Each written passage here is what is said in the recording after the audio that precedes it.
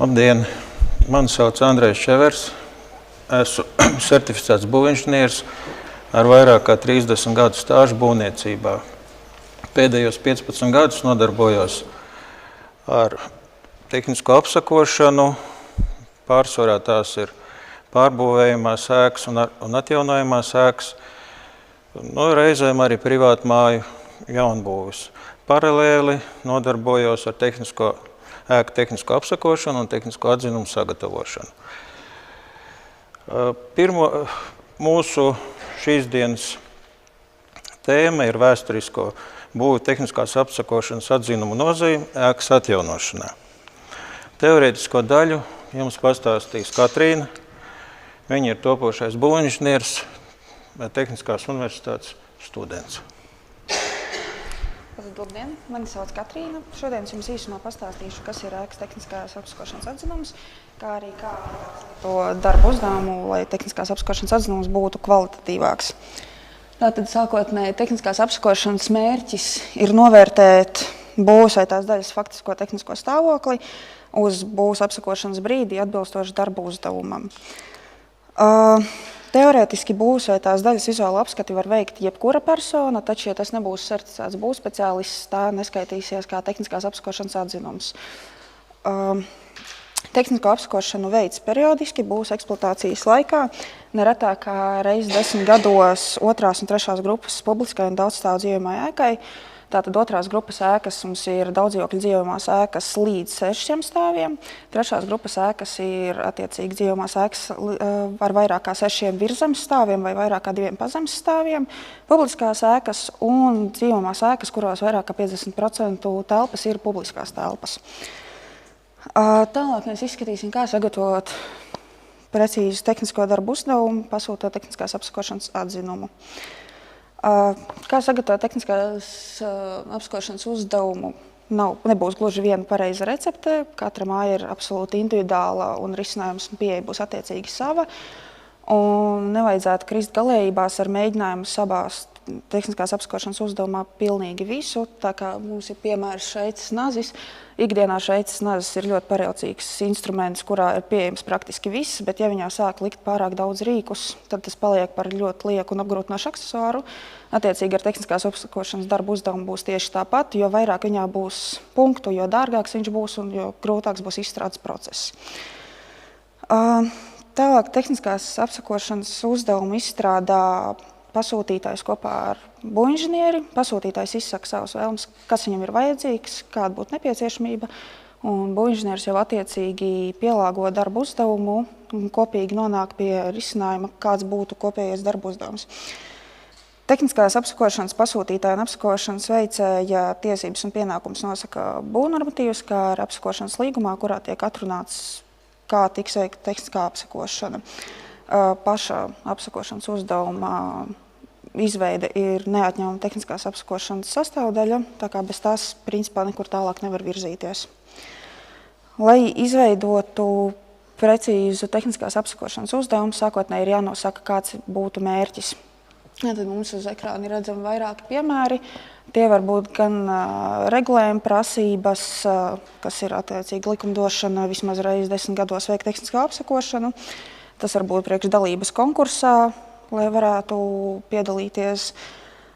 Pēc ēkas avārijas, pirms īpašuma iegādes, lai konstatētu, kāds ir ēkas tehniskais stāvoklis pārbūves restaurācijas vai konservācijas gadījumā, kā arī, kad ēkai tiek izbeigta konservācija, arī ir nepieciešams veikt tehnisko apsakošanu, lai konstatētu, kādā stāvoklī ēka ir saglabājusies un ko tālāk ar viņu var darīt. Kā arī tas būtu pirms būvniecības ieceres izstrādes, tātad pirms būvprojekta izstrādes. Kad mums ir skaidrs tehniskās apsakošanas mērķis, tad mēs varam ķerties klāt pie pašas apsakošanas izstrādes. Darba uzdevumā iekļaujamās prasības ir tehniskās apsakošanas darba apjoms, tātad cik daudz un ko mēs apsakojam, detalizācija, vai tā būs padziļinātā vai parastā tehniskā apsakošana, izstrādātie grafiskie materiāli, kas var būt gan teksta, gan fotofiksācijas, gan arī citi. Vai būs nepieciešams sagatavot priekšlikumus, tā kā nereti tehniskā apsakošana tiek sagatavot, lai konstatētu faktu, bet iespējams pasūtītājiem nepieciešams tieši risinājums, kā varētu novērst konstatētās neatbilstības un sniegt atbildi par būvniecības likuma 9. panta izpildi. Tā tehniskā apsakošana pati ir būvs daļas vai tās daļas novērtēšana, faktiskā tehniskā stāvokļa apzināšana un izvērtēšanas darbu komplekss, kas ir pamats būvs vai tās daļas izbūvēto būvelementu, būvizstrādājumu un to savienoto mezglu detalizētai izpētei un tehniskās apsakošanas atzinuma sagatavošanai. Detalizēta un padziļināta būvs vai tās daļas būs daļā iekļauto būvizstrādājumu elementu to savienojumu mezglu izpēte, kas tiek veikta atsedzot būvkonstrukcijas, veicot urbumus vai lietojot citas destruktīvās izpētes metodas, lai konstatētu, precizētu būvs un tās daļas vai elementu tehnisko stāvokli, bojājums, trūkums un kāra cēloņus. Tas sanāk, ka principā tehniskā apsakošana pati par sevi būtu tāda virspusēja, vizuālā apsakošana, kad mēs nostaigājam pēks, iekšpus pēks, ārpusi, konstatējam, vai ir plaisas vai nav. Un attiecīgi no tā mēs secinām, vai ir nepieciešama detalizēta tehniskā apsakošana, kas sevi ietver, pieņemsim, pamatu plaisu gadījumā, pamatu šurfēšanu, jeb patrakšanu, lai mēs konstatētu, cik dziļi plaisa iet un ko tā ietekmē. Pašlaik ir redzams tehniskās apsakošanas uzdevuma paraugs. Šādu uzdevumu mēs esam izvēlējušies savam uzņēmumam, kā labu vadlīniju, tā kā principā tas ir viss apsakošanas saturs. Un jau pasūtītājs pats pēc savām nepieciešamībām atzīmēja, kas tieši viņam ir nepieciešams, kādas daļas viņš vēlās, lai tiek apsakotas, cik padziļināti tas tiek veikts un cik detalizēti viņam būtu nepieciešama šī informācija. Ja ir nepieciešams noteikti būs faktisko tehnisko stāvokli, būs tehniskā stāvokļa apsakošanas novērtējumi veids atbilstoši tehniskās apsakošanas uzdevumam un atbilstoši tā apjomam, padziļināts vai detalizēti izpēta veids, ja tas ir norādīts tehniskās apsakošanas uzdevumā. Attiecīgi var būt arī situācija, kad viens būvinženieris ir atnācis un pateicis, ka ēkai ir nepieciešams veikt detalizētāku izpēti, un nāk jau nākošais būvinženieris, kurš ir atsevišķi piesaistīts, vai tas pats būvinženieris un jau veic attiecīgi padziļinātu izpēti. Tas nevienmēr būs viens izpētes ietvaros iekļauts. Ja bez būvs vai tās daļas tehniskās izpētes nav iespējams objektīvi novērtēt būvs vai tās daļas faktisko tehnisko stāvokli un puses nav vienojušās par tehnisko izpēti, apsakotājs tehniskās apsakošanas atzinumā norāda, ka ir nepieciešams veikt būvs tehnisko izpēti, tātad šo pašu padziļināto izpēti. Te ir mums dzīves piemērs no nesenā tehniskās apsakošanas darbu uzdevuma Rīgas līdzfinansējuma konkursam. Attiecīgi bildē pa labi jūs varat novērot konkursa normatīvā noteiktās prasības, kam ir jābūt iekļautam apsakošanas atzinumā. Attiecīgi darba uzdevums, kas ir kreisajā pusē, ir sastādīts atbilstoši šīm prasībām. Nekas liekas nav vajadzīgs, neko lieku mēs nerakstam. Tikai tīri, kas ir vajadzīgs priekš normatīva, lai varētu piedalīties minētajā konkursā. Manuprāt, būtiski būtu pieminēt arī daudzstāvu dzīvojamā ēkai, kuras nodots eksploatācijā pirms 2011. gada 1. novembrā, un kurai pēdējo 10 gadu laikā nav veikta tehniskā apsakošana. Tā būtu jāveic līdz 31. gada 31. oktobrim. To paredz mūsu likumdošana. Un publiskai ēkai, kuras nodots eksploatācijā pirms 2014. gada 1. oktobra, un arī pēdējo 10 gadu laikā nav veikta tehniskā apsakošana, šo apsakošanu veic līdz 24. gada 31. oktobrim. Šīs prasības salīdzinoši nesen stājušās spēkā, attiecīgi pie tā vajadzētu pieturēties. Otrās vai trešās grupas publiskas vai daudzstāvu dzīvojamās ēkas periodiskā apsakošana nav nepieciešama, ja šai ēkai ir veikta konservācija. No konservācijas pabeigšanas dienas ir pagājuši mazāk kā 10 gadi, un faktiskā eksploatācija nav atsākta šai procesā. Tas ēkas konservācija pati par sevi paredz ēkas pilnu noslēgšanu, noizolēšanu, kad tajā netiek iekšā ne cilvēki, ne gaiss, nekādas laika ietekmes. Attiecīgi ēka tiek uzskatīta, ka nemaina savu stāvokli.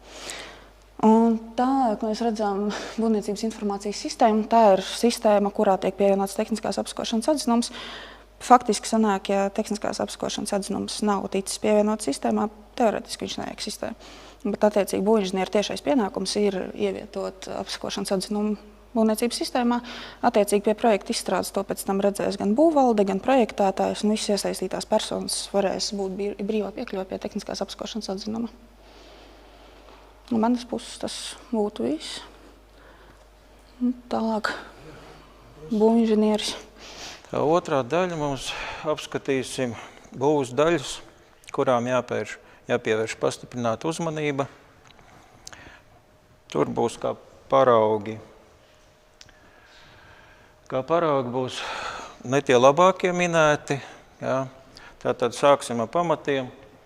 Lai redzētu, pamatus mēs no virspuses neredzam, pienākot pie ēkas, bet, lai redzētu, no kā viņi ir būvēti, kāds ir viņu stāvoklis, tiek veikti skatrakumi. Šais abos piemēros mēs redzam, kad ir skatrakums. Tad labā pusē ēkas pamati ir būvēti no laukakmeņiem.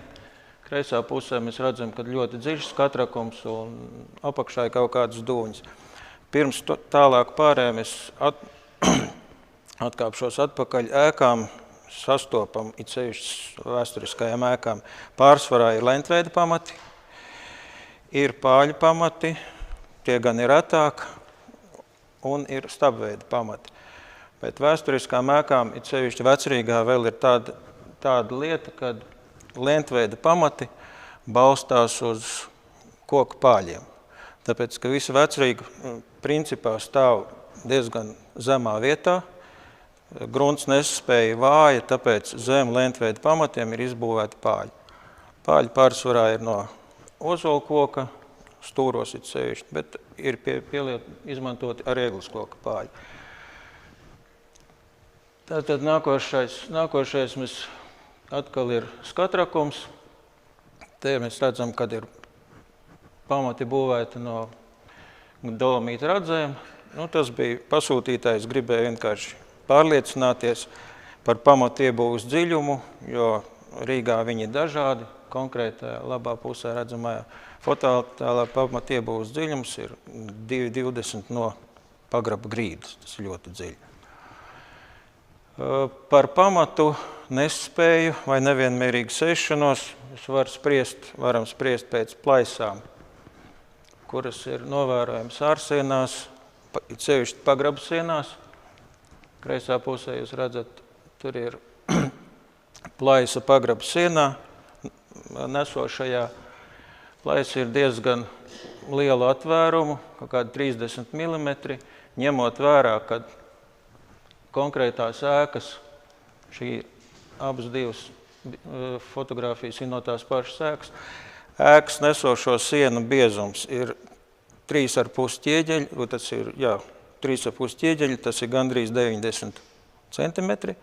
Neskatoties uz tik bieziem mūriem, viņi ir plīsuši un nevienmērīgi sēdušies. Un ietekme tas ir tāpēc, kad plaisas radušās pastiprināts vibrācijas dēļ, jo garām ēkas galvenai fasādei nemitīgi kursē sabiedriskais transports. Autobusi, trolejbusi, tas ir liels svars un vibrācija. Tās pašas ēkas pretējā perpendikulārā siena ir bez nevienas plaisas. Tātad tur transports nekursē tik regulāri un vibrācija ir mazāka. Šeit ir no Vecpilsētas 2 fotoattēli, kur pasūtītājs, viņam bija aizdoms, ka pamati var būt ieplīsuši, jo virs pamatiem bija uzstrādāts apmetums. Kad veica pamatu atbrīvošanu apmetumu, izbira ķieģeļu un parādījās, kad būtībā ēka ir avārijas stāvoklī. Ja? Ārpusē no ārpuses mēs to neredzam, un tās minimālās plaisas, kas bija konstatējums apmetumā, viņas neradīja tādu izskatu. Būtībā nebija redzams, ka kaut kas tāds var būt. Vēl kas ir novērojams pie ēku pamatiem un pagrabu sienām. Laika gaitā ir bojāta vertikālā hidroizolācija, vai arī viņas viņa ir vienkārši nobeigusies, ja, nu, beigus savu nevar vairāk noturēt mitrumu, tad pagraba telpās mēs redzam mitrumu piesātinājumu, kas pēc tam pārvēršas par pelējumu. Vēl viens iemesls tam ir nepietiekoša gaisa apmaiņa pagraba telpās. Tas ir liels lāsts lielākai daļai Rīgas centra ēku, jo pagraba logi ir aizmūrēti. Nu, iemesli ir dažādi, lai nenāk kaķi iekšā, lai garām gājējs neienāk iekšā. Bet tā ir liela kļūda, jo pagrabi mums ir pārsvarā ir silti. Caur pagraba telpām iet apkurs caurules, maģistrālās. Un, ja nav pietiekoša gaisa apmaiņa, tad ir pagraba telpas iet bojā. Te ir nesošās ārsienas, arī pietiekoši biezi mūri, un jūs redzat nevienmērīgas sēšanās plaisas. Tātad diagonālas plaisas, kas norāda, ka viens no ēkas stūriem sēžās vairāk nekā otrs. Nu, tā ir tā pati ēka, būtībā viņa visa ir saplaisājusi. Un šeit ir 2., 3. stāvs, mūru biezums ir 3 ķieģeļi, un tomēr viņas plaisas ir caurējošas. Šeit ir tāpat ēka, var redzēt, kolonija plīsus, jau galīgi bēdīgā stāvoklī. Vēl viena raksturīga lieta, arī Rīgas centra mājām, plīsošie brandmūri. Tas ir kreisais attēls, vertikāla plaisa no jumta koras līdz pamatam. Tad šī gadījumā ēkas pretējie stūri sēžās lejā. Lēnām vērās vaļā māja. Mūru sienām ir daudzām mājām ir raksturīga ķieģeļu mūra šūvju erozija un paša ķieģeļa erozija. Te jūs redzat labā fotoattēlā pastiprināta mitruma ietekmē ir noskalojies apmetums, mitruma ietekmē ir bojāta ķieģeļa šuvis. Nu, un rezultāts ir bēdīgs, jo telpas iekšpusē veidojas pelējums un mitruma traipi. Nu, te ir arī diezgan bēdīga ēka. Kreisā pusē jūs redzat, tā ir ēkai 4 stāvi, tas ir augšējais stūris. Un fasādes siena principā atdalās no brandmūra. Jā, māja ir avārijas stāvoklī. Tātad cilvēki tur dzīvot vairs nevar, un lai to tagad savākt kopā, ir vajadzīgi ļoti lieli līdzekļi. Labais fotoattēls, tur jūs var redzēt, ka ir noplīsusi ēkas kāpņu telpas gala siena. Vienīgais, kā viņi tiek noturēti, tas ir metāla balsti. Ēka ir avārijas stāvoklī, neskatoties uz to, ka viņa ir avārijas stāvoklī, cilvēki dzīvo tur iekšā, jo viņam vienkārši nav kur aiziet. Ja. Labā pusē tā pati, tikai no cita rakursa, un atgriežoties atpakaļ pie sienām, bez mūra sienām mums ir kombinētās vēsturiskajām mājām. Tur ir koka staķņa būve, labā pusē jūs redzat koka staķņa būve, kas ir satrupējusi, pildījums ir no ķieģeļiem. Ēka ir avārijas stāvoklī, nav saulaicīgi kopa, tā ir tā pati ēka, te labāk var redzēt koka staķņus, un rezultāts ir bēdīgs. Stūris principā ir apakšējais vainags ir satrupējis, un arī visi stūri koki satrupējuši. Ēka ir avārijas stāvoklī. Bet ēku nedrīkst te jaukt pilnībā nost, jo viņa atrodas vēsturiskās apbūves centrā. Īpašnieks bija dikti nelaimīgs, jo viņam jāatstāj ir pamati. Vienalga, pamati ir jāatstāj, virspus drīkst jaukt nost, bet pamati ir jāatstāj, jānostiprina, jāatjauno, un tikai tad drīkst būvēt ēku virsū. Tas ir Bauskas Bauskā vēsturiskās apbūves centrs. Ir kombinētās mājas, tātad koka staķņu būve ar mūrētu kāpņu telpu. Tā pati nelaime, kas ļoti daudzām ēkām, ir ēka bijis no laika gala nekopta. Mūra daļā ir novērojami ķieģeļu, dziļa ķieģeļu erozija. Lai to visu saglābtu, ķieģeļi principā jākaļ nost līdz dzīvai vietai un jāpārmūrē siena. Ja. Nespēju viņš vēl nav zaudējis, bet tas ir uz robežas. Nu, un viena liela daļa ir koka apbūve. Koka apbūve, liela daļa koka apbūves ir diezgan bēdīgā stāvoklī, kamēr apšūms nav noņemts. Mēs īsti to bildi neredzam. Šajās attēlos jūs redzat ēku. Koka staķņu būve ar stutmalkas aizpildījumu. Ir divu veidu staķņu būves ar skaidu aizpildījumu un ar stutmalkas aizpildījumu. Tas ir masīvu koka, dažādu garumu. Koka klucīši ir salikti starp staķņiem.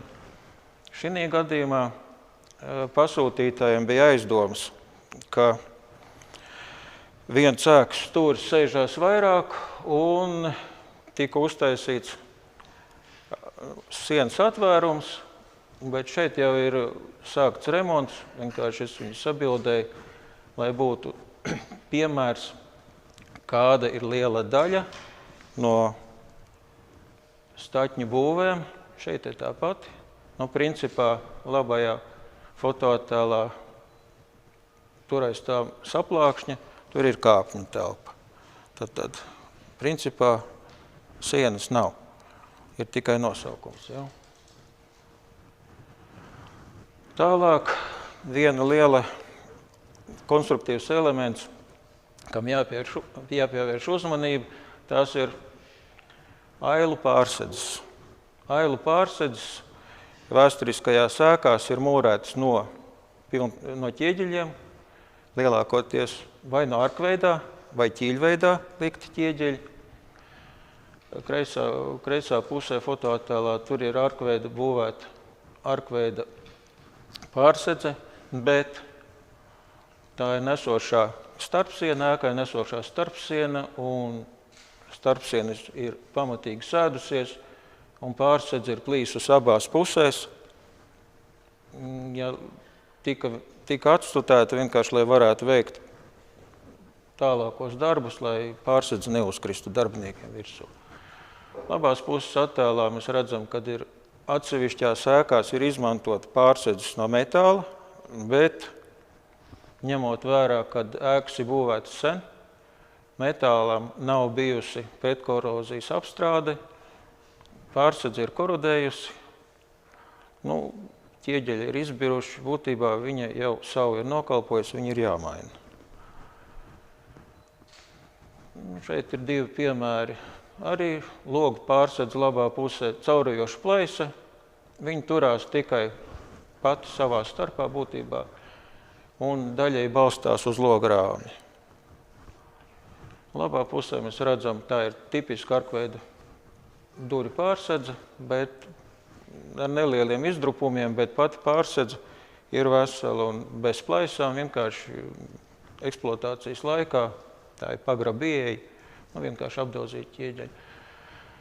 Šeit ir atkal divas pārsedzes, duri un loga. Logailu pārsedzē caurējošā plaisa, izdrupumi. No telpas puses ir veikts remonts, no dzīvokļa puses plaisa nav redzama.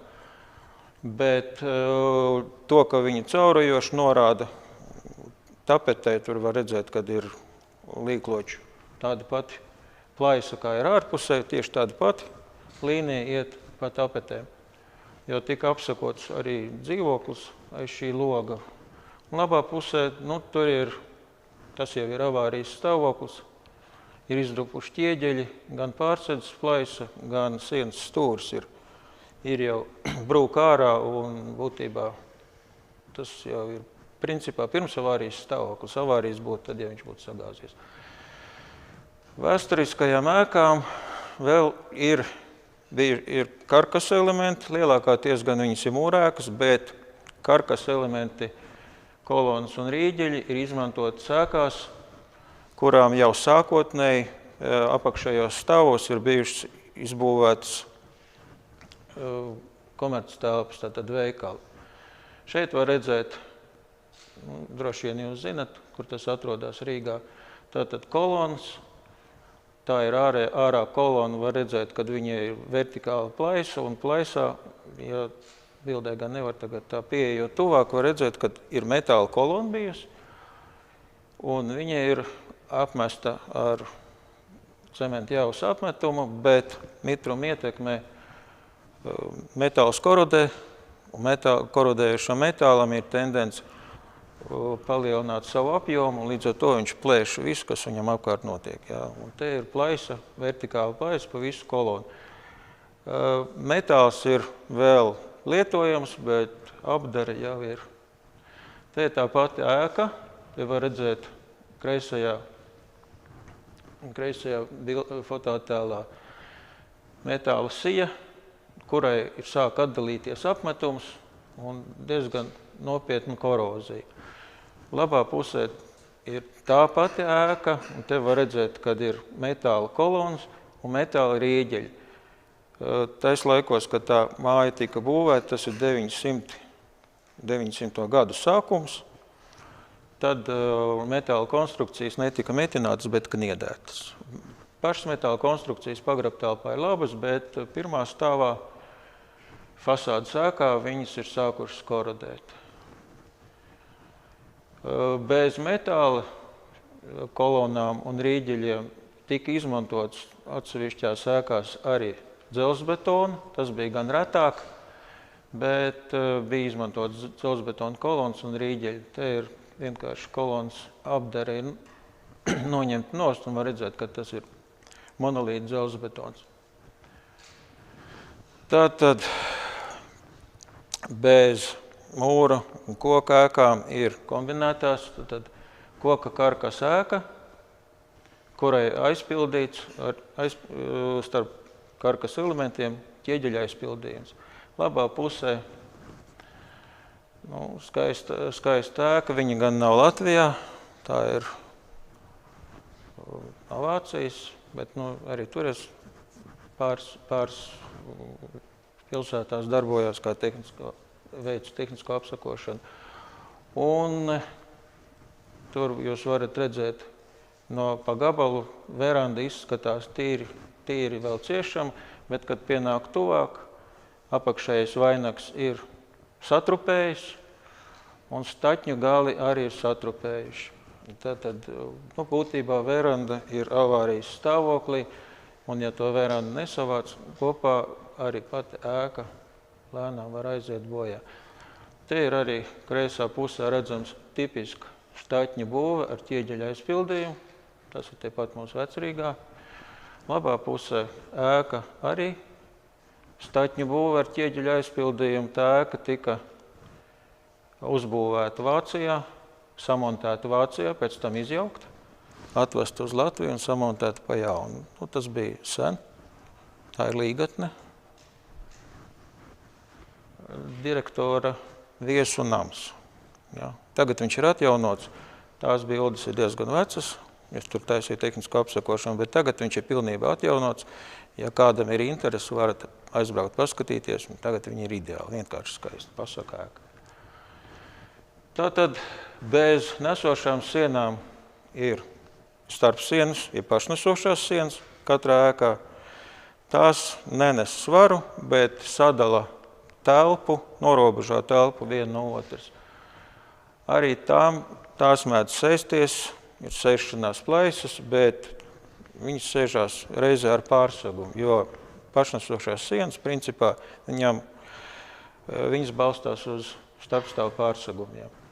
Labā pusē koka siena, kurai ir saplaisājis tikai apmetums, izskatās vizuāli briesmīgi, bet tika veikts neliels atsegums, un būtībā dziļāk plaisas nav gājušas, tikai saplaisājas krāsa.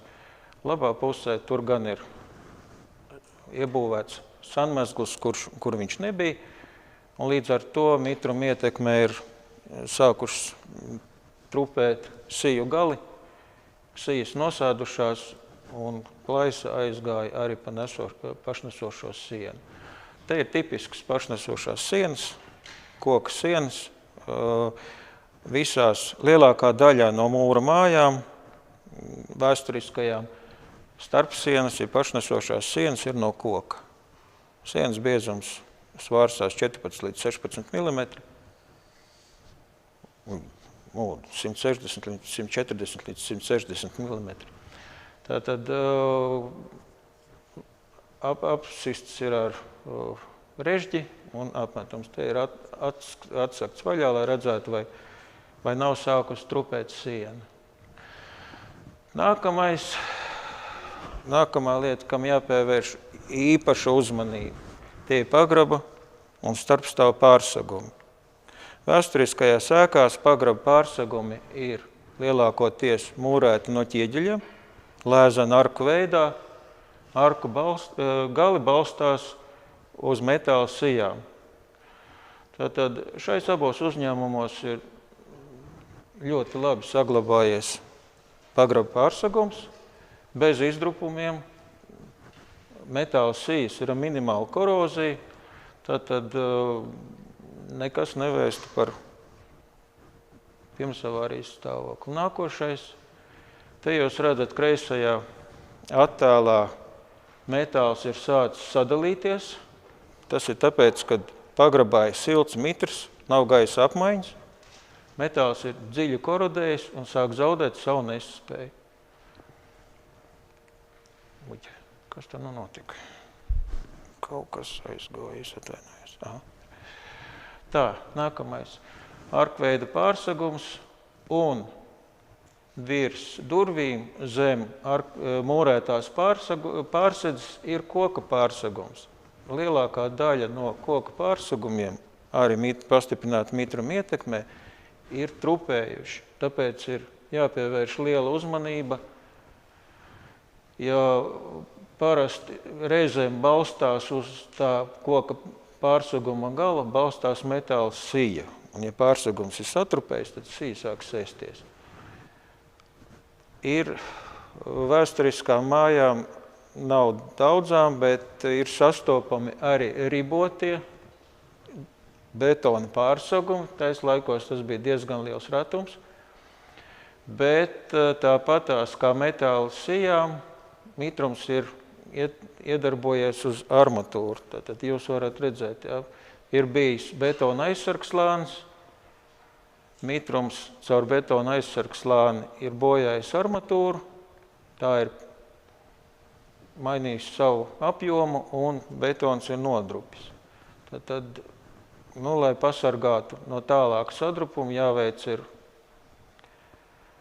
pretkorozijas apdare. Sākumā jātīra tā armatūra, jāveic pretkorozijas apdare un jāuzklāj jauns sāgums. Te ir sliktie piemēri. Tātad kreisajā uzņēmumā jūs redzat, ka no metāla sijas praktiski nekas nav palicis pāri. Augšā dzīvo cilvēki, bet sija kā tāda vairāk nenes neko. Labā pusē arī ir metāla sijas apakšējais plaukts sadalījies tā kā grāmatas lapas. Būtībā nespējas kā tādas nav. Vienīgā nespēja saglabājusies, tas ir dubult T-veida sijai vidējā siena. Tas ir vienīgais, kas vēl spēja nest, un augšējais plaukts. Bet ņemot vērā, kad lielākā tiesa ir arkveida mūris, tad arka vēl tur pati sevi uz spiedienu. Jo, ja sija nobruks, tad aizies arī arka. Šeit ir variants, ja, piemērs, kad ir iebrucis pārsegums. Augšpusē, tātad tas, kas tur lejā, tās nav papīra lapas, tās ir metāla sijas atliekas. Tas ir Rīgā pie mums. No ārpuses ēka ir ļoti respektabla, skaista, bet pagrabs ir šāds. Ja? Un tur augšā jūs redzat, kad ir izdrups, augšā ir grīda, tur dzīvo cilvēki un nemaz nenojauš, kas notiek apakšā. Un tad, kad viņam pasaka, mīļai, jūs varat nonākt pagrabā, nē, ko jūs, mūsu grīda ir stingra, mums ir kārtībā. Labā pusē, jā, te jau ir ienākot dzīvoklī, jums ir iespēja pa taisno nonākt pagrabā, jo pārsegums ir iebrucis. Viņa kā tāda nav. Kas tā ir? Te ir atkal tipisks pagraba pārseguma iebrukums, augšā ir koka grīda. Tas ir viss vienkārši dēļ, kas nošķir dzīvojamo telpu no pagraba, jo pārseguma kā tāda nav.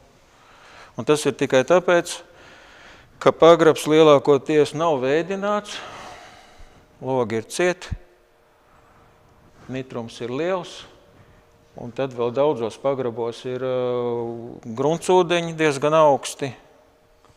Un vēl ir viena lieta, es drusku atkāpšos par gruntsūdeņiem pieminot. Daudzās vecajās ēkās pagrabos krājās gruntsūdens, un iedzīvotāji labu gribēdami atsūknē to ūdeni. To darīt nebūtu ieteicams. Tā vienkāršā iemesla pēc, kad ir, pat cik ir savienoto trauku likums, jūs atsūknējat ūdeni, un no pamata apakšas skalojās ārā smiltis, smilšu sīkās daļiņas. Tās tiek izsūknētas laukā un nāk klāt ūdens. Rezultātā tur paliek tukša telpa un pamati sēžās. Tādā veidā, it kā atsūknējot pagrabu no ūdens, jūs veicināt pagrabu pamata sēšanos. Jā. Tur ir jāmeklē citi varianti, vai no drenāža visai ēkai, vai kaut kā savādāk, bet atsūknēt ūdeni no pagraba nebūtu ieteicams. Tā, vēl bez pagraba pārsegumiem mums ir starpstāvs pārsegumi. Vēsturiskajās ēkās pa lielākai daļai tie ir no koka. Pārsegums sīs būtībā, ja nav bijis mitrums, mitrās telpas, tas ir toalete un vannas istaba, ir salīdzinoši labi saglabājušās. Sīvu šķērsgriezums 25 uz 30 cm, 20 uz 25. Bagātākajās ēkās ir sīvs šķērsgriezums 35 uz 40. Jā, tādi kārtīgi koki. Bet viņiem ir tendence nopūt sīju galiem, tiem galiem, kas atrodas ārējās nesošās sienās. To var novērot vai tad, kad sēžās grīda, vai ja kopā ar grīdu un kājlīsti sēžās tapeti un viņi saplīst. Bet tas ir diezgan reti, bet ir novērojams. Atsevišķās ēkās es esmu sastapis pagrabā nevis mūra vai ķieģeļa pārsegums, bet koka pārsegums. Šeit ir bēdīgs piemērs, pārsegums sija ir iebrukusi. Pie viena paķerot līdzi arī komunikācijas. Ja? Tad konkrētā pagraba daļa, tas ir avārijas stāvoklis viņai, telpas virs šīs pagraba daļas tika evakuētas. Un ēkas īpašniekam nācās sakārtot savu pagrabu. Kaut gan sākotnēji viņi gribēja sakārtot fasādi. Bet, kad atnāca būvinspektors un paskatījās, iegāja pagrabā, tad par fasādes sakārtošanu vispār nebija runa. Tāpēc, ka sākotnēji ir jānovērš bīstamība, un tikai tad var kārtot fasādi. Šeit jau ir bojātas sijas, konkrēti šais vietās ir bijuši sanmezgli. Tātad toalete, vannas istaba. Grīdā nav bijusi pietiekama hidroizolācija, jo ēkas ir būvēts vēl taislaikos, kad toaletes bija kopīgās kāpņu telpā, pēc tam tika iebūvēts jau patvaļīgi dzīvojamā daļā un bez pietiekošas hidroizolācijas. Te jūs redzat rezultātu. Ja? Sijas ir bojātas. Te ir labais piemērs. Labais piemērs. Tas ir viens no Vecrīgas spīķeriem. Ēka ir tuvu 150 gadiem. Pārsegumi ir saglabojušies ideāli. Jā. Gan šķērsijas, gan garansija. Tā, kas ir garansija, tas ir 12 metri garš koks, viengabalains, atrodas 3. stāvā. Un šķērsgriezums viņam vienā galā 57, un otrais 60. Tāds kārtīgs koks. Kā viņi tur dabūjuši augšā, tas ir jādomā, tais laikos.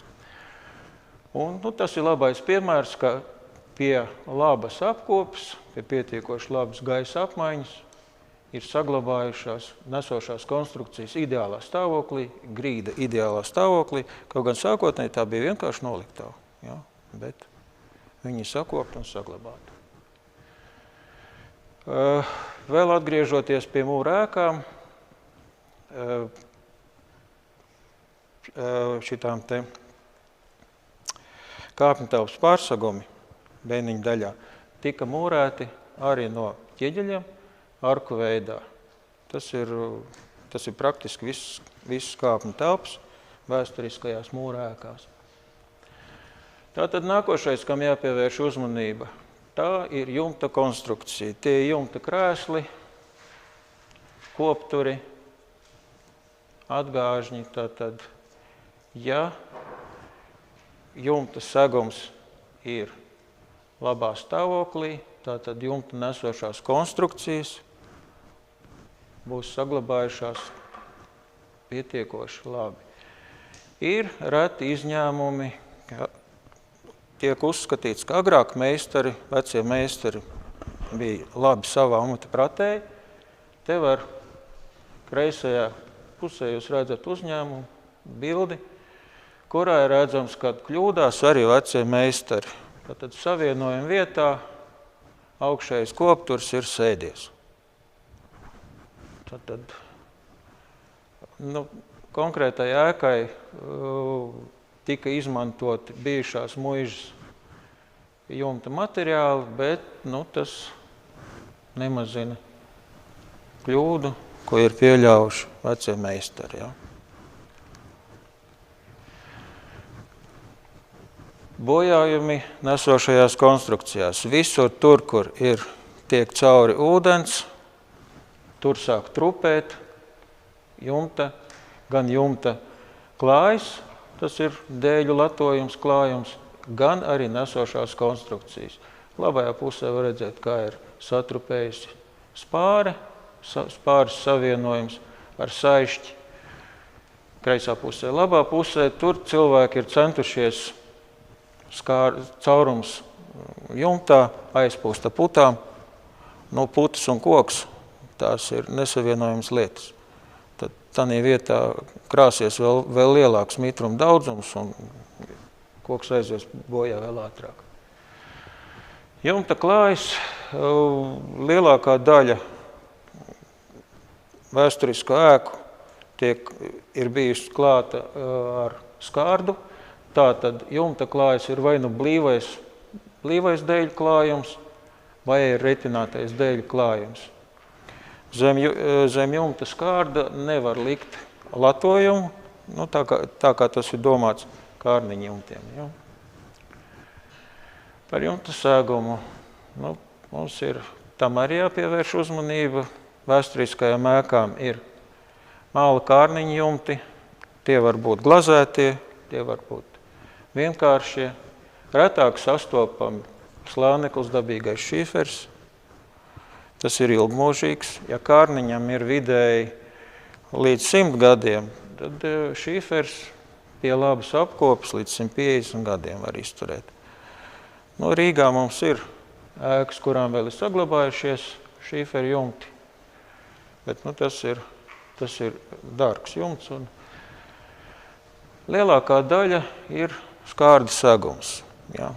Laika gaitā skārds cinks ir nolietojies, skārds ir sācis korodēt, vājākā vieta ir šuvs, un kā tikko korozija ir izgājusi cauri, tā jumts ir beigts un sāk bojāt nesošās konstrukcijas. Nu, tipiski jumta segumi, tas ir pavisam nesen 2 gadu vecs fotogrāfijas. Nu, principā jumts jau ir gandrīz beigts. Viņš ir jāmaina, viņu var vairs krāsot, nav nozīmes. Vēl ir pie jumta segumiem ir viļņotā asbesta cementa loksnes. Viņas mēdz, viņām nav tik ilgs mūžs kā skārdam. Te jūs varat redzēt uz fotogrāfijām, kad ir tendence plīst, un tātad pa visām plaisām nāk iekšā ūdens. Pie tam asbesta cementa loksnēm ar laiku viņas nosēžās, naglu galvas paceļās augšā, līdz ar to pa caurumiem nāk iekšā ūdens. Jo tad, kad viņš tika naglots, tad naglu galva blīvi pieslēdzās pie materiāla, bet ar laiku viņš ir nosēdies. Materiāls, kuru nebūtu vēlams izmantot daudz dzīvokļu mājām un it sevišķi vēsturiskajām, tas ir ondulīne, viļņotais ondulīnes segums. Viņš būtībā varētu izmantot privātmājām, šķunīšiem. Šeit abās fotoattēlos jūs redzat, kas notiek ar ondulīnes segumu pēc 10 gadu lietošanas. Viņš ir zaudējis savu formu, nosēdies, viņš ir neblīvs. Būtībā cilvēki, kas ir klājuši šo jumtu, ir veltīgi izmetuši naudu. Tāpēc skārds ir 3 reizes dārgāks par ondulīni, bet viņš arī ir ilgmožīgāks. Viņam ir 50 gadi, bet ondulīna ir 10 gadi un cauri. Tad pirms mainiet jumtu, jums jāpadomā, vai ieguldīt lielākus līdzekļus un ilgāk kalpos jumts, vai ātri, lēti saremontēt, jeb uzklāt segumu, un pēc tam viņš būs jāpārklāj. Te ir ļoti neveiksmīgs parādīt fotogrāfijas, kurās ir veikts jumta remonts.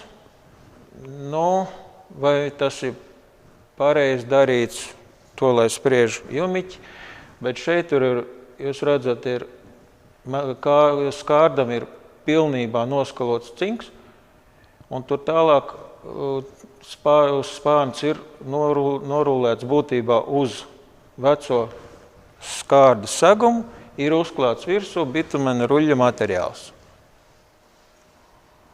Jumta segums līdz ar to ir palicis smagāks, sniegs nost vairāk neslīd, tā tad ir pastiprināta slodze, palielināta slodze uz nesošo konstrukciju. Cik ilgi viņš kalpos, grūti pateikt.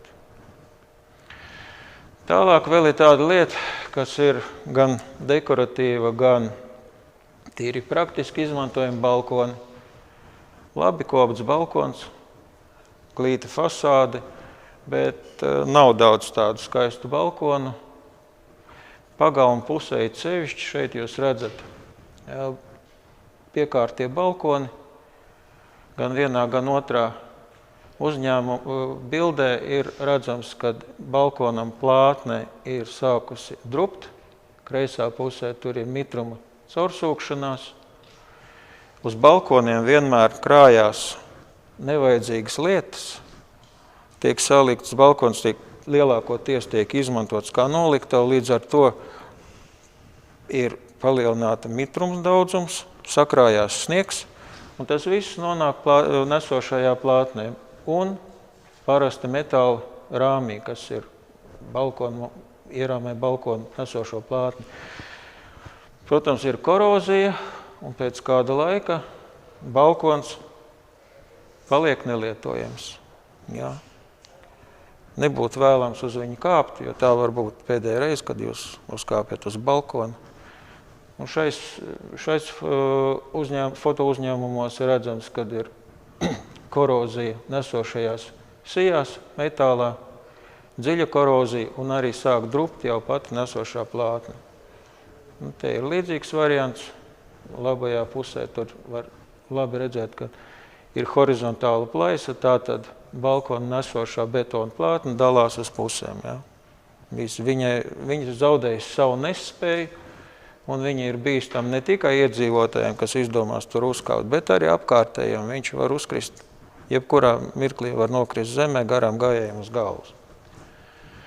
Tāpēc apsaimniekotājiem jāpievērš uzmanība, kas notiek ar viņu balkoniem. Tas ir pat bīstamāk nekā pamati, kas sēžās. Ja pamati sēžās kopā ar visu ēku, un nav iespējams, ka pamati kādam uzkritīs virsū. Bet balkonam tāda iespēja pastāv. Šeit ir arī ēkas īpašnieks ir mēģinājis piesekt bojāto balkonu nesošo konstrukciju ar asbestcementa plāksni, kura arī jau drūp kopā. Tas ir laika jautājums tikai, ja nesakops, nepārbetonēs plātni, tad viņi nobruks. Vēl, kam jāpievērš uzmanība, tie ir dūmeņi. Dūmeņu bēniņu daļa. Bēniņa daļā ļoti daudzi dūmeņu dēļ nepareizas lietošanas, nepareiza malka, paaugstināta temperatūra vai mitras malkas dedzināšana uz dūmeņiem ir darvas izsvīdumi. Plaisas un darvas izsvīdumi. Gan darva principā bojā mūra daļas, dūmeņa mūri, un arī ir uguns nedroši.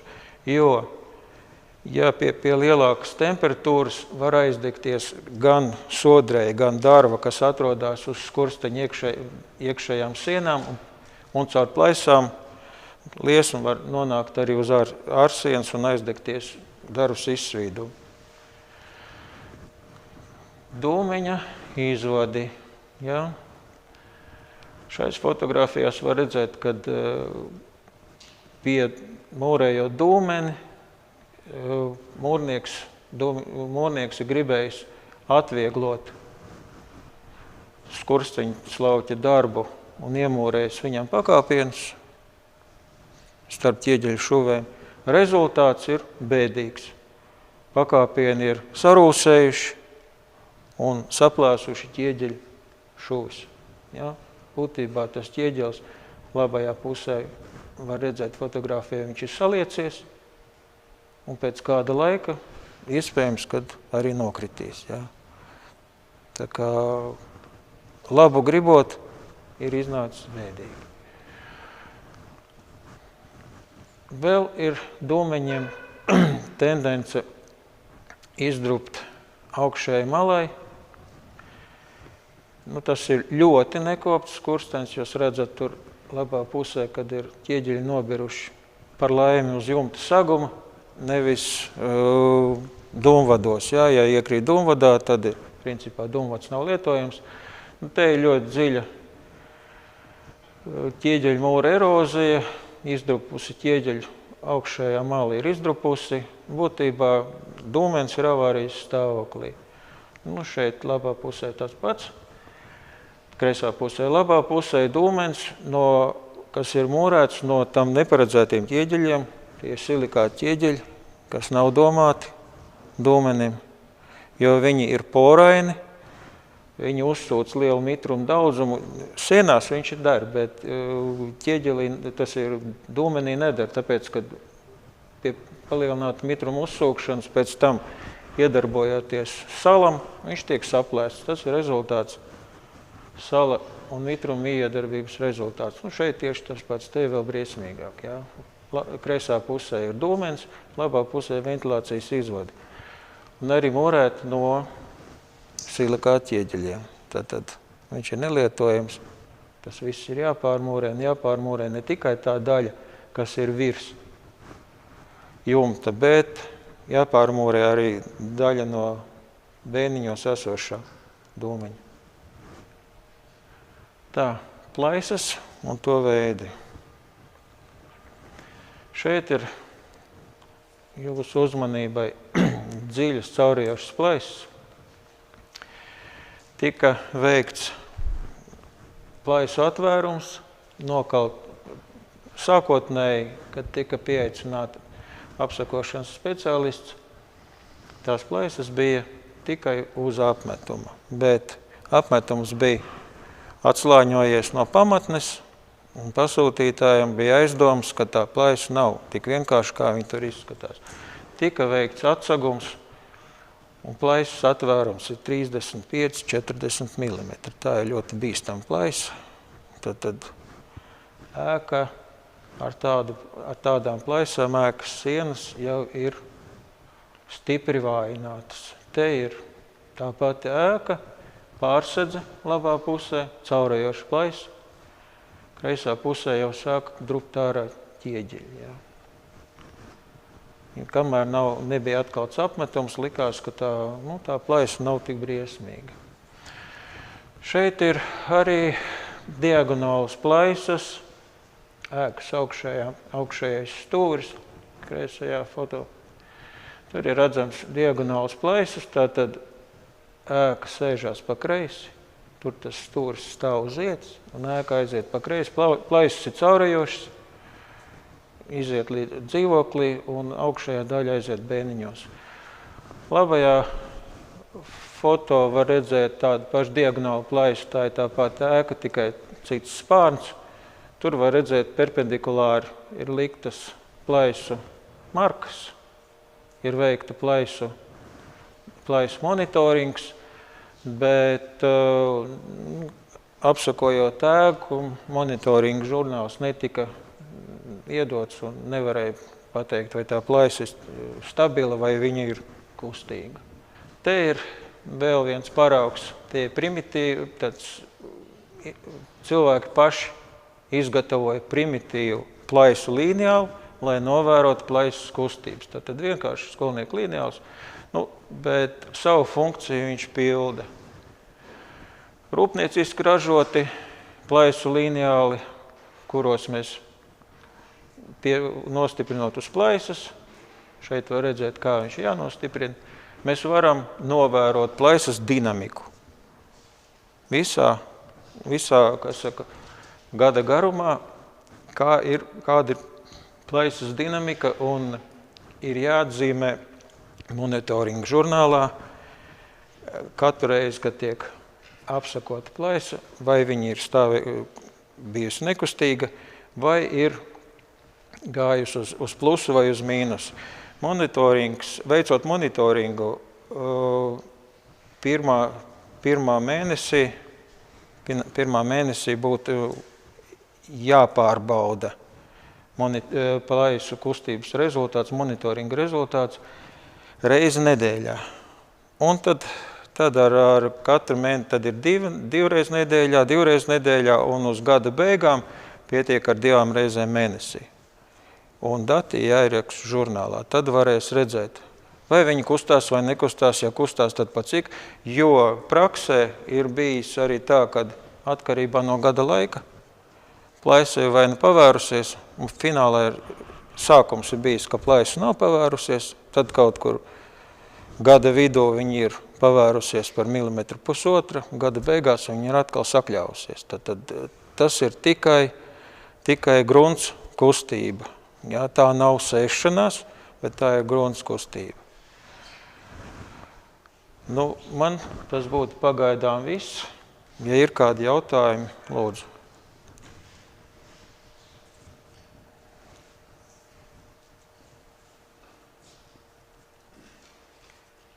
Jā, lūdzu.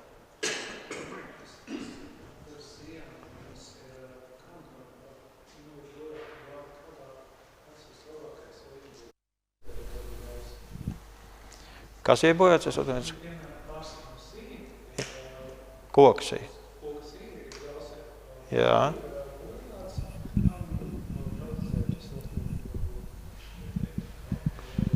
Kā viņu protezēt? Būtībā visideālākais jau būtu izgriezt līdz nesošai sienai. Bet tas varbūt, tad jums jāceļ liels grīdas daļa augšā. Ja? Labāk ir jeb izgriezt līdz dzīvam kokam un uztaisīt uz atslēgu. Namdaru variants. Ja? Uztaisīt uz atslēgu, savilkt ar būtskrūvēm un pretslīdeņiem. Tas ir atkarīgs arī no tā, cik liels laidums ir telpai. 7 metri. 7 metri no sienas līdz sienai, ja? Un apakšā nekā nav.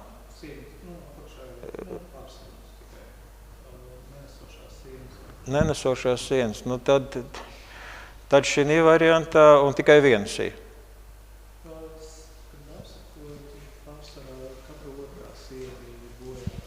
Katra otrā sija bojāta. Jā, griezt ārā koka daļu līdz dzīvam un likt klāt metālu. Likt klāt metālu. Tas būtu vienkāršākais. Jā, arī, jo var likt koku, jā, bet metāls tas būtu vienkāršāk. Lūdzu.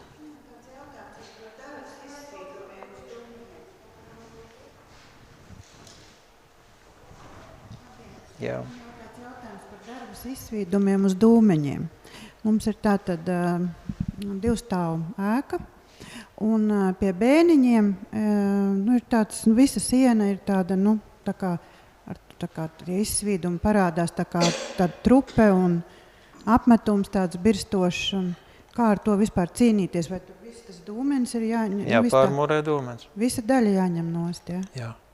Ja jau viņš tagad ir iznācis stipri laukā un drūp nost apmetums, tāpēc, ka šūs arī būs piedzītas pilnas. Viņš ir jāpārmūrē. Un arī no ugunsdrošības viedokļa jums būtu labāk viņu pārmūrēt. Paldies. Jā.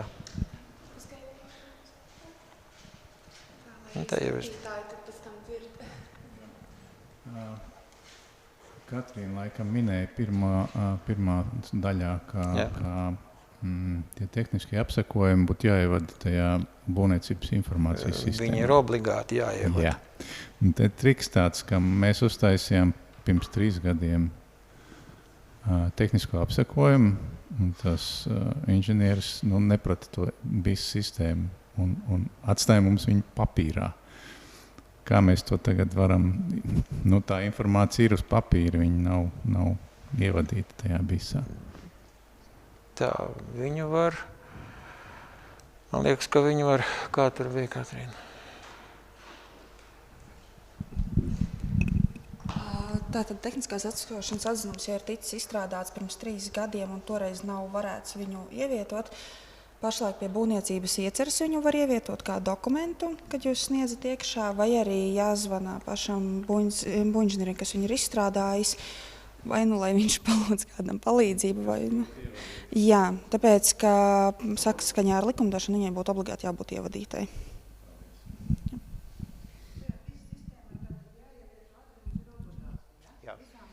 Jā, to ievieto būvinženieris, kas veic apsakošanu.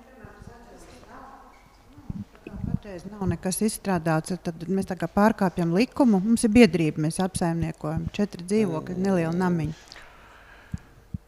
Ja jums nav vēl viņš, ja? Nē, nav. Nav vispār nekad taisīts nekas. Tad viņš ir jātaisa. Jātaisa, un cik bieži, cik gados viņš ir obligāti? Reiz 10 gados. Reiz 10 gados, jā. Ja, piemēram, mēs aizgājām prom no Rīgas nama pārvaldnieku, un viņi kaut kādos 20. gadā ir taisījuši, tad mums patreiz vēl tā kā... Bet sistēmā nav ievietots. 20. gadā ir taisīts, tad mums ir 23. viņš jums ir derīgs. Derīgs, ja. Bet tik un tā viņš kaut kādā veidā jādabū un jāievieto sistēmā. Bet viņš ir derīgs tikai 5 gadi, tāpēc, ka 10 gadi stājās spēkā no pagājušā gada. Bet jā, viņš būtu jāievada bijis sistēmā. Skaidrs, paldies. Jā, lūdzu.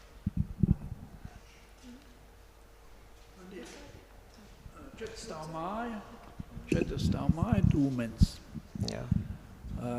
Skursteņsaucis jau brīdināja jau 3 reizes, kad viņš tīra cuku dūmvadu, tad viņš dabona pa acīm sejā kvēpus. Ne jau no tā, bet no ventilācijas cukas. Tātad ir izdegus starpsiena. Tāda ir starpsiena cauri, jā. Nu, ko vai tagad dara? Jāmeklē, kur viņi ir izdegusi. Nu, to var atrast. Viņam ir, Jā, bet, šitas te video ir. Jā. Viņš var mehaniski vienkārši laižot iekšā un Jā, skrāpējot un skatoties, Jā, kad tā nāk. Var. Bet tas atrodās dzīvoklī, kur pašreizajā momentā nav krāsns, ne plīts, ne krāsns, jo ir pārgāja uz gāzi. Tātad, ko tad? Bet viņi lieto dūmeni. Tikai ventilācija, tāpēc, ka gāzi prasa Jā. ventilāciju. Tur ir- Dūmeni nelieto. Tur ir vajag aprunāt, apspriesties ar skursteņslauķi. Varbūt ir jāielikt metāla čaulu. Nerosējušā tērauda čaulu. Šī gadījumā nevar jau pirmais stāvs, tad kurina, otrais, trešais nekurina, ceturtais kurina. Nu, tad ir bēdīgi, tad jāpārmūrē viņš. Kā tad skursteni var pārmūt? Var. Griezīs ārā, teiksim, to vietu, jā. Viņš taču var sabrukt. Viņš sabruks, visu jāpārmūrē. Nu, tas jau nav iespējams. Ir iespējams, bet nu, tas ir liels darbs, bet jāskatās savādāk. Nē, viņš vienkārši pats pa sevi sabruks, ja viņš jau ir izdedzis. Nē, Viņam sāks brukt. Ceturtais stāvs dabūs ar gāzi sev dzīvoklī, pa ventilācijas.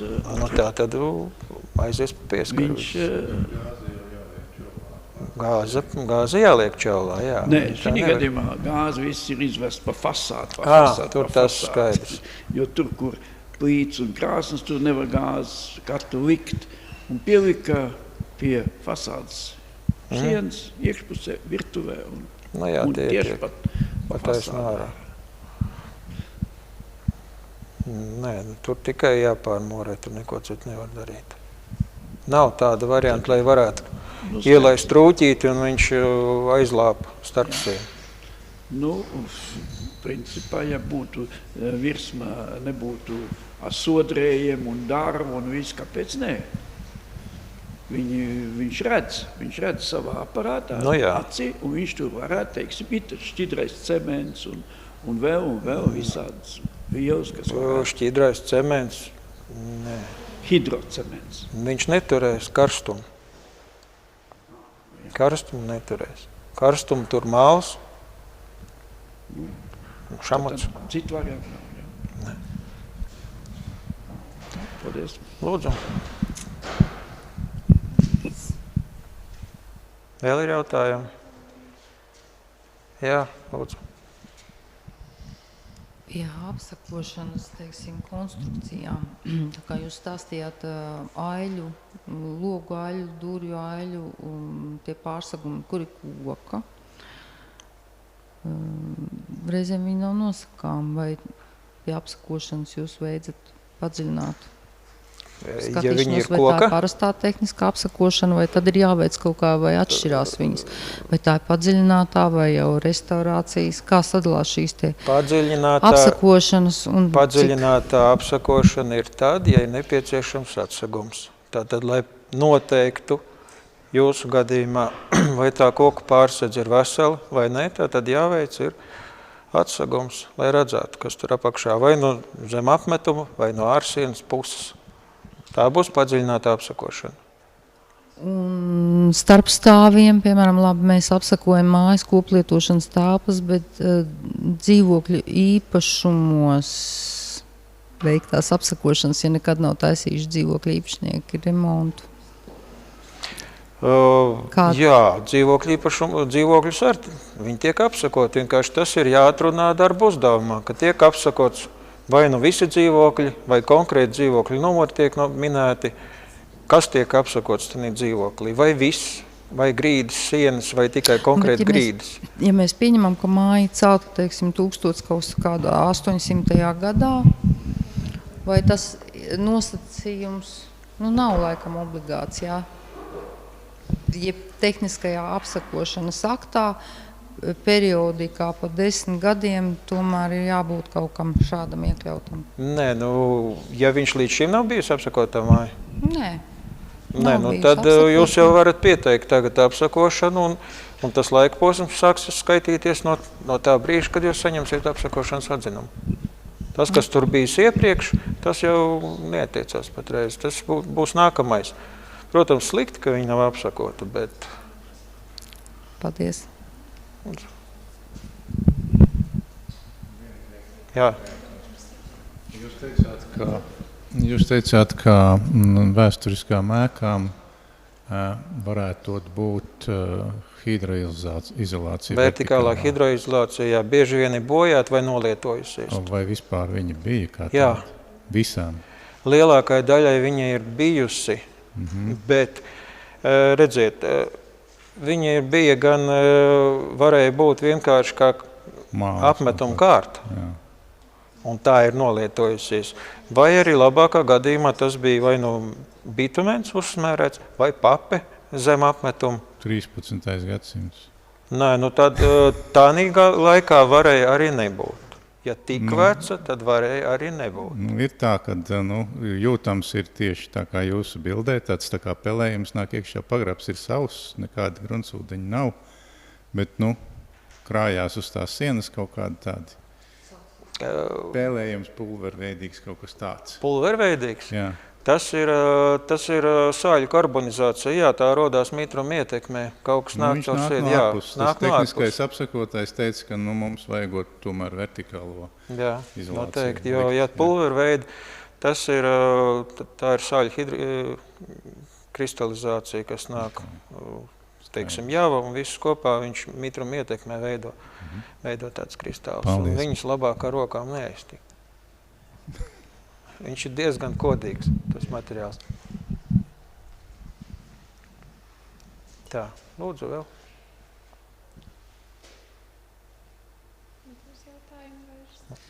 Vairāk nav jautājumu?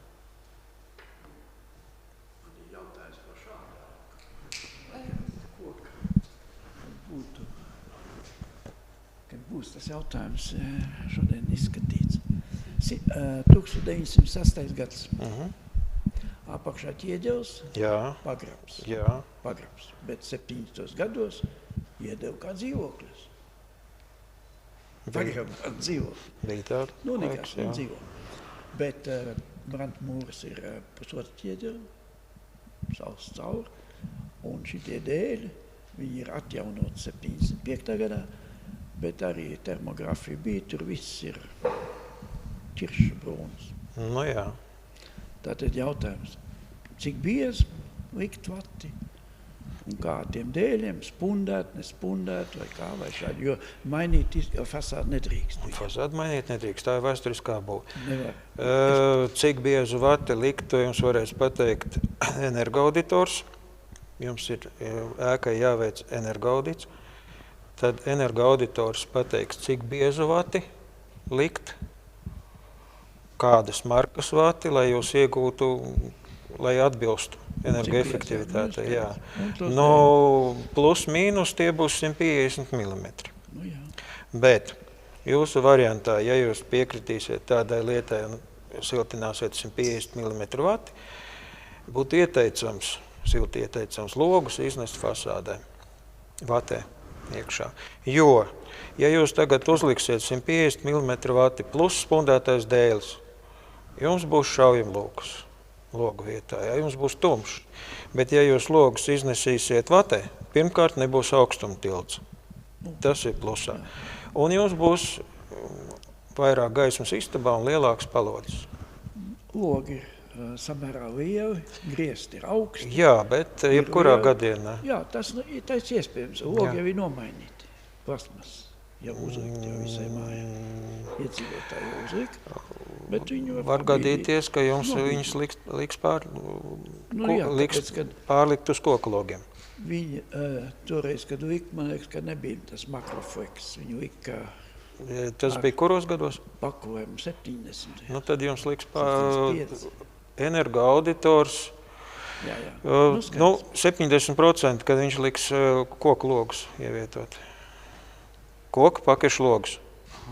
Jā. Jo šitie var neatbilst vairs. Nu jā. tas ir auditora ziņā, bet principā, jā, un labākais variants, protams, jūsu variantā būtu siltināt ar ventilējumu fasādi. Taisīt Man jau ventilējumu. pateica, ka nedrīkst. Tā ir 1906. gads. Jā. Tikai apšūta. Jā, tieši tā. kā Ventilējumā fasādi jums Kalnciema būs kvartāls. apšūta, tā kā Kalnciema kvartālā. Jā. Tātad būs vate, un pēc tam no virspuses nāk dēles. Un starp vati un Starp- dēli jā, ir jā. ventilācijas Jā, jā. atstarp. Tā ir, jā. Jā. Tā ir dažas mājas Kalnciema kvartālā. Dažas tikai. Nu jā, Viens bet ne. šito var tā uztaisīt. Paldies. Lūdzu.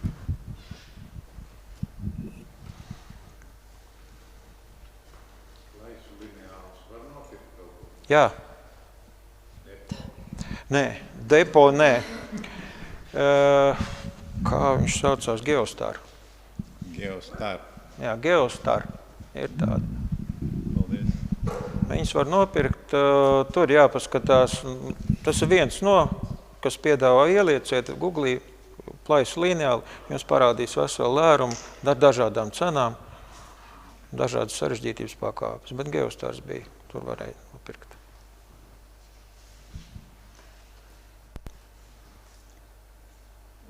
Liela problēma. Jā. Ļoti liela problēma. Ozols koks bija maziņš. Izauga liels. Lūk tāds. Un, Ozola aiztikt nevar. bet viņš iet iekšā saknes jau. Jā, Kaut kāds bet izmērs jābūt. Attālumā. ozolu aiztikt jums neļaus. Jā. Viņam varēs apzāģēt zarus, ar arboristiem jārunā. Vienīgais, ko atļaus izdarīt, saīsināt saknes, kas iet uz mājas pusi. Tas To ir jau- vienīgais. Tas jau izdarīts. Tad vairāk arī neko. Bet te jau vēl problēma tās lapas nokrīt ap Neko. 15. oktobru Jā, un pēkšņi uzkrīt sniegs. Jā, Un un- pārvaldnieks neiztīra lapas. jā, labs paliek renstelē, jā. Jā, kā viņi pareizi rensteli? Nē, piekartekne. Horizontāli. Jā, piekartekne. tā ir. Horizontāli, Jā, jāsaka. Jā. jā. Tātad neiztīra un viņi tiek sarūsē. Viss. Nu, jā. Nosverās uz otru Jā, līmenis izliecās un viss gāžās ārā. Nu, Bet nozāģēt jums raksti, viņu cik neļaus. grib. Nē, tas ir pilnīgi garām, neļaus. Zārus var saīsināt maksimāli līdz... Esam jau saīsinājuši, Nu, jo bet tas ir- skrāpēju un nevar gulēt. Nē. Neļaus, ozolu neļaus. Nu, neviens. tad vēl viens variants. Nu, cik kā 4-5 maizes sāls. Ierakt. Nē, redziet, jums ir zaļš ozols un momentāli viņš nokalta. Jā. Atnāks zaļie arboristi, pārbaudīs augsnes kvalitāti, un tur būs sāls palielinātā daudzumā, un jūs dabūsiet sodu. Kurš? Mājas iet. Māja kā tāda. Tur nešķiros īpaši daudz. Tāpēc, ka ozoli mums ir tabū, nedrīkst aiztikt viņus. Šī mājā 3 dzīvokļi pašvaldībai. Tāpēc, ka neviens nepieteicās, neviens neizpirka par certifikātiem. Pārējie visi izpirka. Tātad arī pašvaldība pats sev nosodīs. Jā? Droši vien. Nē, bet ozols tas ir pilnīgi veltīgi cerēt, ka viņi ļaus nozāģēt. Nē.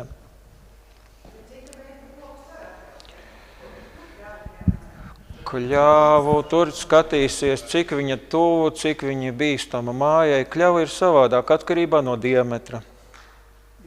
Var ļaut, var neļaut, bet ozolu noteikti ne. Bet ja ozols ir pie paša brandmūra un atļaujamā izmērā kā citi koki, viņu ļaus zāģēt? Atļaujamā, cik tas ir diametrs? 20? 20. Ozols kā pār pa 15 centimetri, tā viss neļauj. Jā, Bet bet ja nu, viņš līdz ir pie 20. paša brandmūra, tad ir, būtībā, tad ir vajadzīgs arborists, vajadzīgs būvinženieris, kas nosaka, cik, teiksim, atnāk, paskatās, pagrabs ir mājai. Nē, tas ir pret kaimiņu brandmūri, un viņam tur ir koka māja, un viņam tur kaut kas notiek slikti, un viņš grib nozāģēt to koku, kas ir Viņš var citā noriskēt, īpašumā. bet diez vai izdosies. Viņam tad vajadzīgs ir tātad jāpieaicina arborists, būvinženieris, lai apsako konkrēto vietu, kas ir pie tā koka, cik tālu koks, jo es tagad no vēlas nemācēšu pateikt, ir normatīvs, cik tālu no sienas nedrīkst būt koks. Drīkst būt koks, pareizāk sakot. Kādu iespaidu viņš ir atstājis uz ēkas pamatiem, ja viņš grauj viņus un ceļ ēku augšā, ļoti iespējams, ka ļaus viņu nozāģēt. Es nesaku, ka noteikti, bet pastāv iespēja. Ja viņš ir izmērā līdz 20 centimetriem, tad viņu drīkst tagad? 15. Nu, tur ir jāprecizē. Pēdējais bija 15 centimetru diametrs ozolam. Varbūt, ka tagad ir mainījušies. Es vienkārši, tas ir arboristiem jājautā, es tam tā īpaši nesakoju. Nu, jā. Nu, lūk. Te jums arī ir cilvēks, kas var pateikt.